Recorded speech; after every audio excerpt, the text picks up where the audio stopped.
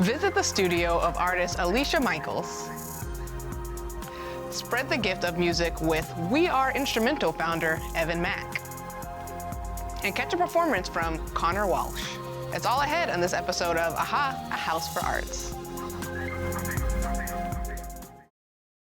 Funding for AHA has been provided by your contribution and by contributions to the WMHT Venture Fund. Contributors include the Leo Cox Beach Philanthropic Foundation, Chet and Karen Alpelka, Robert and Doris Fisher Melsardi, and the Robeson Family Foundation.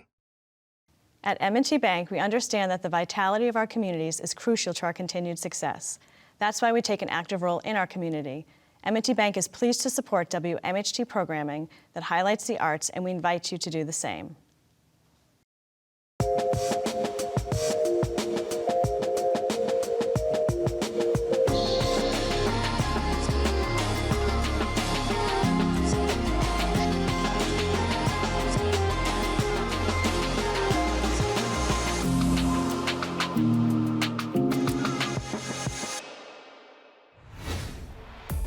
Hi, I'm Jade Warwick, and this is AHA, A House for Arts, a place for all things creative. Here's Matt with today's Phil segment. I'm here in West Harley, New York to get a look into the studio of artist Alicia Michaels. Follow me. I am a visual artist and I work in painting and fiber sculpture. I try to create a sense of beauty in them that is not prettiness, but it can be a bit hard to look at in some ways or challenging, but ultimately I'd like it to be something that brings you a sense of discovery and awareness. Since the pandemic, I've really gotten back into my daily artistic practice. Before that, it was kind of touch and go, sporadic. There would be many lulls. But during the pandemic, I made a commitment with an accountability partner, a really good friend, to check in with each other and really keep each other going and boosting each other up and saying, your art is worth it. You need to express yourself. In my paintings, I've always used biomorphic shapes, meaning like organic shapes that can refer to the body or parts of roots or branches. Lately, I've been really getting into pattern, and pattern for me brings up so much nostalgia. I collect vintage clothes, and that was born out of necessity of growing up with not much money and working class and wanting to express my creativity in what I was wearing. So I was studying these patterns and I started using them in my work and just simply, playing with brushstrokes and color and deciding how I wanted those to translate into my larger paintings.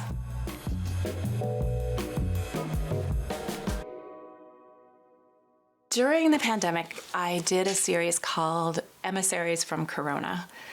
We weren't going around and going to galleries and out to dinner and seeing friends. We were all home. And I really missed my friends. So I decided to sort of make a group of friends for myself. And it was a nostalgic exercise. I was looking at a lot of like little golden books from the 50s and 60s and 70s and the sweetness of the animals. So I had this book. I would start a painting, so there's a hole in this book all the way through with a hole in the center, and then just kind of see it was the eye of the animal or the nose. I do think I have an attraction to things that might be slightly creepy or odd or unsettling. And I'm interested in checking that space out. I think the black hole is something, that we all have to look at within ourselves. Like we all have this shadow self, and we all have things that we don't like to look at about ourselves or about the world. And I think it's important to take a look. I started to do the wall pieces, and they started with thinking about the woman's work of these vintage crocheted doilies, this kind of devaluing of craft or women's work and art. That's the kind of thing like that my great-grandmothers did. The forms, I was thinking of, again, that kind of bodily examination and a little bit of fear. You know, my father died of cancer in 2013 at only age 60. So I was thinking about forms in the body and how they can really embody our life force and our experience. And instead of being afraid of bodily organs or squeamish about them or disgusted by them, to hold them up and see their beauty.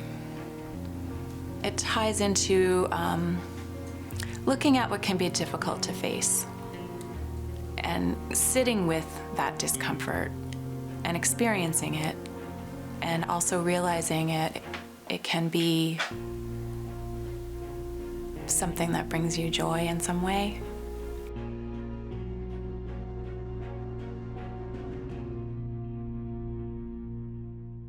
For many years, I did not really allow myself to do art because I was a mother and working and had so many other things drawing my attention away. But then I really had to, especially during the pandemic, do something that brought me joy. I think we all have practices, whether you're an artist or a writer or a runner or a dog walker. We all have practices that connect us with ourselves. The actual making of the work feels like you've come home to yourself with a renewed sense of awareness and calm and of having spent time doing something valuable. It is valuable.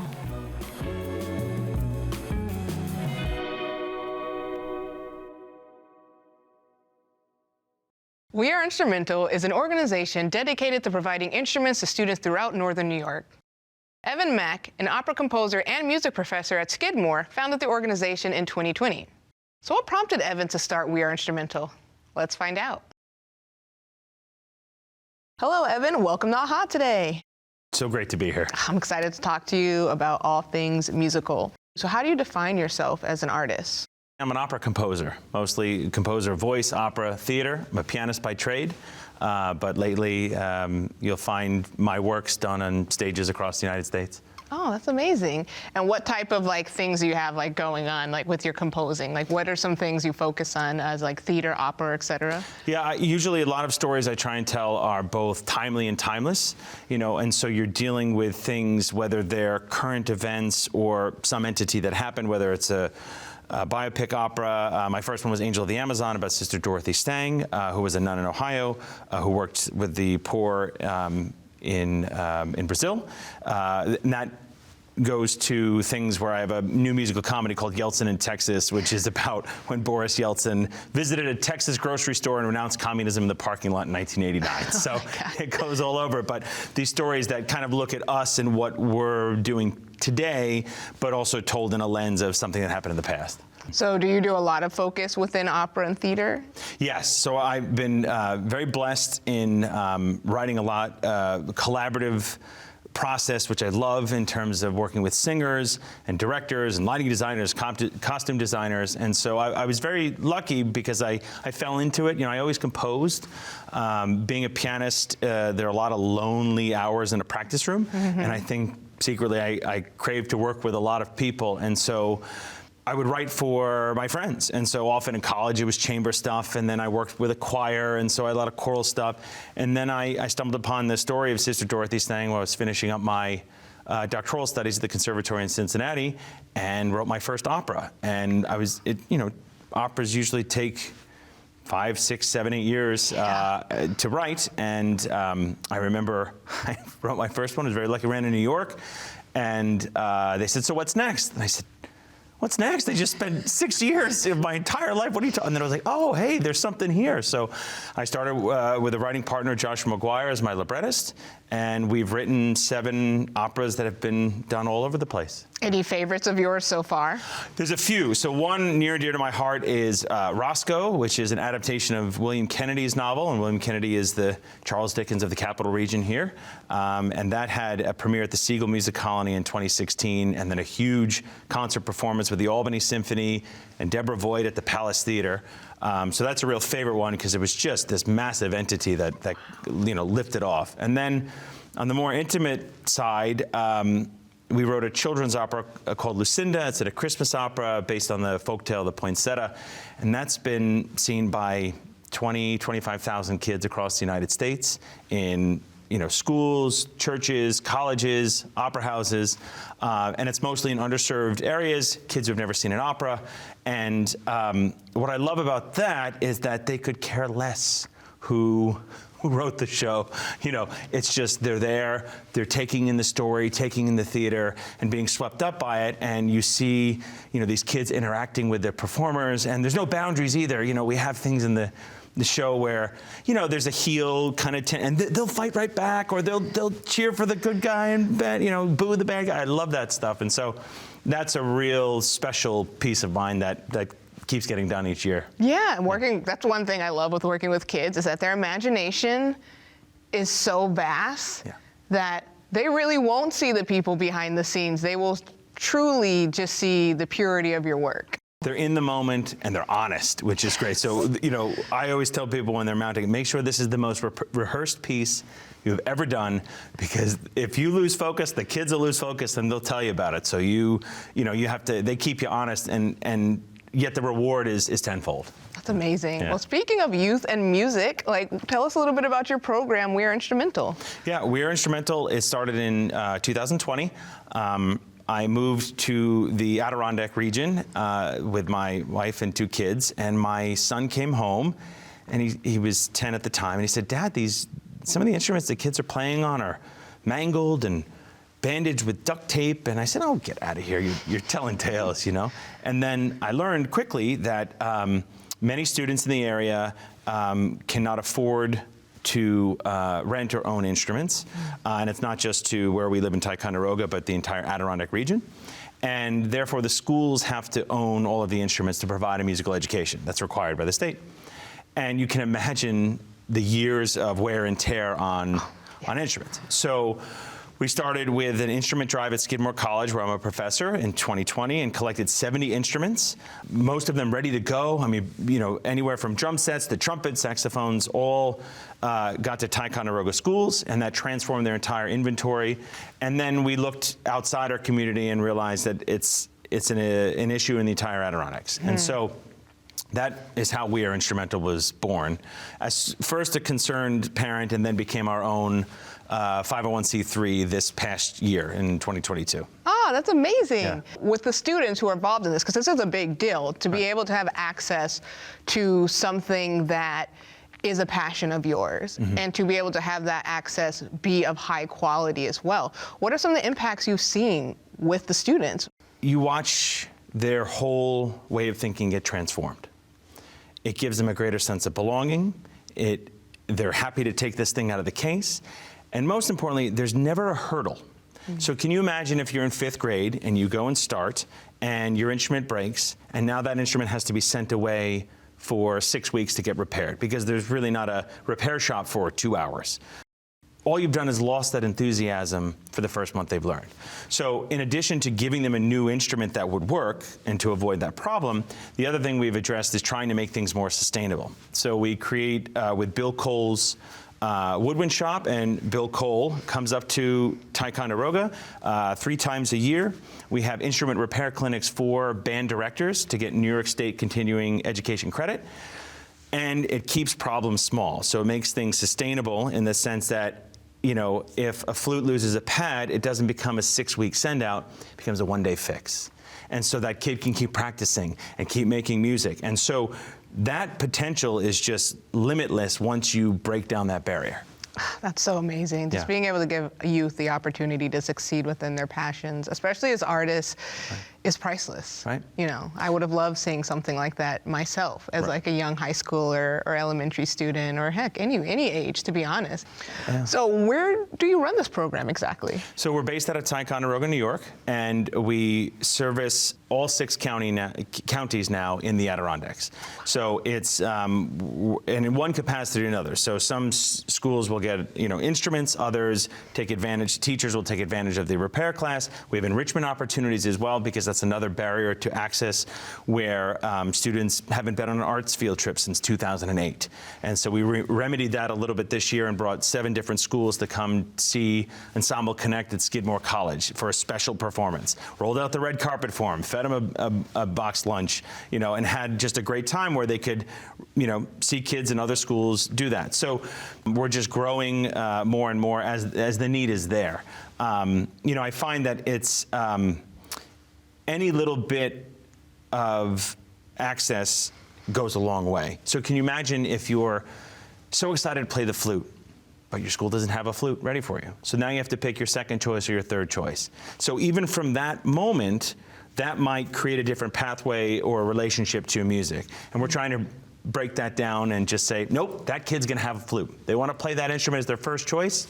That's what they're going to learn on, right? And if they don't like it after a month, they can have a second or third choice, because everything should be working and easy for them. There we go. Yeah. Exactly. That's a great philosophy to have. Yeah. So I know the communities have to have an amazing reaction to this. Any highlights from the community's reaction that have stuck in your heart? Yeah, there's 2 that come to mind. One is actually the other day I was downtown, and a woman pulled me aside and said, "Are you the instrument guy?" I said, "I think so, yes." And she said, "My daughter went on that trip you organized to New York City. My opera was running off Broadway, and we are instrumental, chartered a bus for 50 students. Probably a third to half of them had never been to New York City. I could guarantee no one on that bus had seen an opera, and so they saw my show, and their grandmother said, my teenage daughter, or teenager, which they don't talk, had not stopped talking about the show for the last week, the whole trip. So that felt a lot. And then to me, my biggest highlight, we got a thank you letter from a 4th grader in Willsboro, New York. And he said, "Thank you for the alto sax. I'm now the coolest person in the world." Everyone loves a saxophone player. Everyone wants to be the coolest person in the world. That's true. So yeah, those things, they really, I cherish those. That's such a wonderful program. Yeah. If folks were watching this and like, well, I want to donate some instruments that I have, how do they do that? Right. So if you go to weareinstrumentalny.org, you have the ability to contact us about that old instrument that's hanging out in your closet. If you want to give small donations to help us with repairs or sponsor a student for enrichment activity, all of those are possible. And you can really get some details and interactive pictures. We're also can be followed on Facebook and Instagram. We do some fun things with kids on videos, playing things. So opening the unveiling of the instruments, all of those things to kind of see how that impact happens. Because what's nice about the work is it's these one-on-one relationships that we're building with students and teachers in these school districts, and you see the impact right away. I mean, you see what they've been playing on, and then poof, they have something brand new, shiny, working, ready to go, and you can see the joy in their eye, and those are things you can follow on the website and social media. Awesome. Well, thank you for taking the time to talk with us, and keep spreading the joy, Evan. I appreciate you. Thank you for having me. This is wonderful. Please welcome Connor Walsh. It begins with that first step. Don't you worry about the rest. Leave your fears all behind you as you walk on your way. Lift the weight off your shoulders on the road that you pave. All it takes is that first step.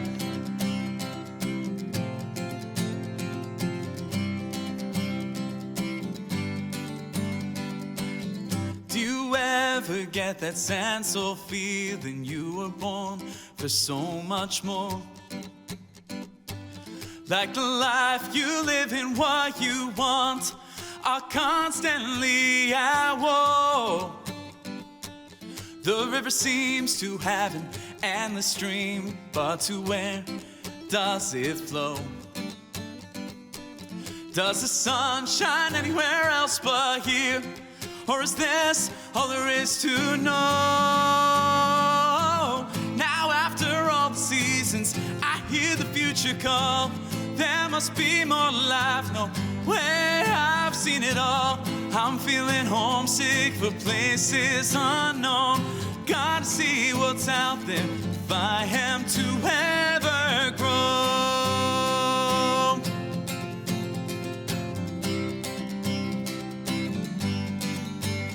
It begins with that first step. Don't you worry about the rest. Leave your fears all behind you as you walk on your way. Lift the weight off your shoulders on the road that you pave. All it takes is that first step.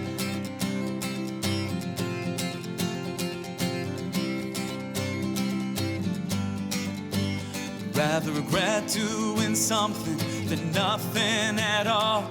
I can learn to fly without a few falls. I'm getting sick and tired of feeling sorry for myself. It's time to turn some pages, take that book off the shelf. It begins with that first step. Don't you worry about the rest.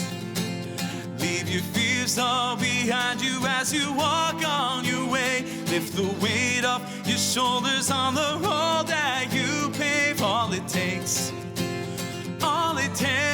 is that first step. Do you ever get that sense of feeling you were born for so much more? It's that first step. Do you ever get that sense of feeling you were born for so much more? It's that first step. Do you ever get that sense of feeling you were born for so much more? It's that first step. When we first said hello, never thought of all these goodbyes.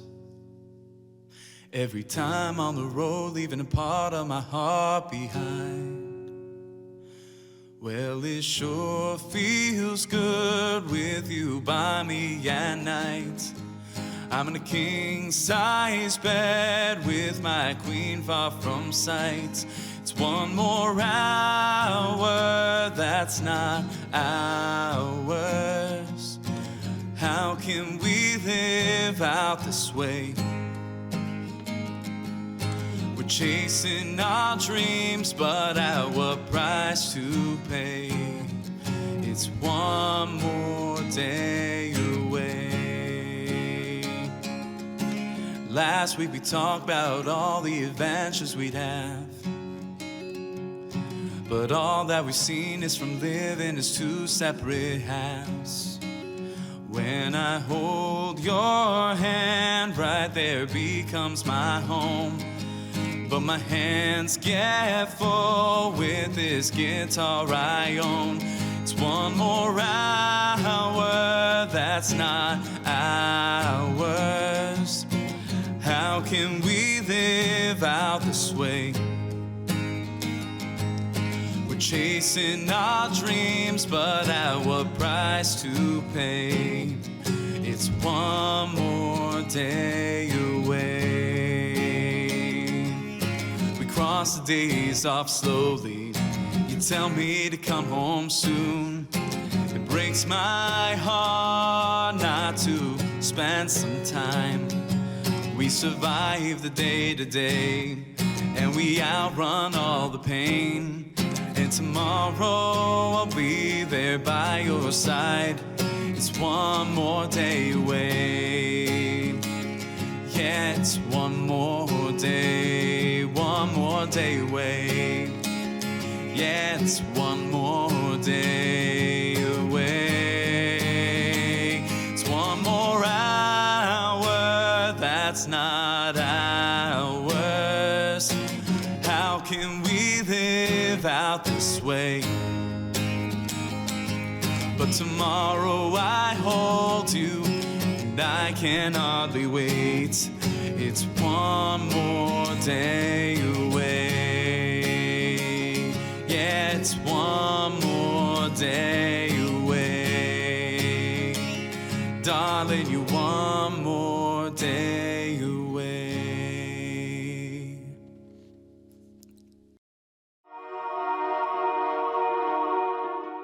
Thanks for joining us. For more arts, visit wmht.org/aha and be sure to connect with us on social. I'm Jade Warwick, and thanks for watching.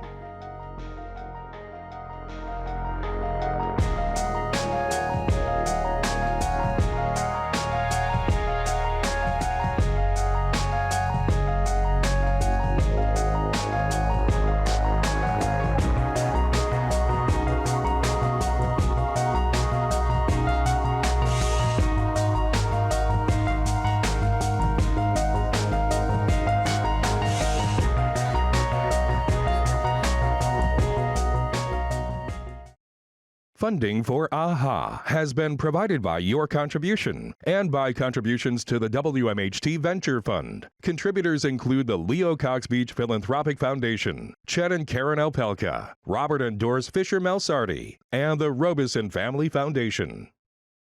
At M&T Bank, we understand that the vitality of our communities is crucial to our continued success.